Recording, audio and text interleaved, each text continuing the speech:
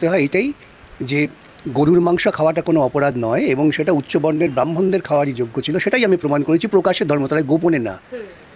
ওদের মতো লুকিয়ে লুকিয়ে গরুর মাংস বিফস্টেক খেয়ে তারপর বাইরে এসে বলবো গরুর মাংস খাবো না।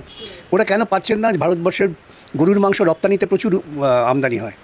ওরা এতই যদি গরু প্রীতি হয়, এতে গরুর মাংস রপ্তানি বন্ধ করছেন না কেন? এই নিয়ে তুমি কথা বললেই তখন ওরা বিকাশ ভট্টাচার্য তিনি ধর্মতলার বলে খেয়েছেন তো।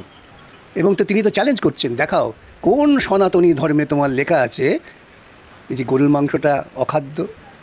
আর ভারতবর্ষের বুকে, গোটা পৃথিবীর বুকে গরিব মানুষের প্রোটিন হচ্ছে গরুর মাংস। বিজেপির বহু অঞ্চল আছে যেখানে তারা মানুষকে ভুল বুঝিয়ে ক্ষমতা এসেছেন, সেখানের মানুষ গরুর মাংস খান।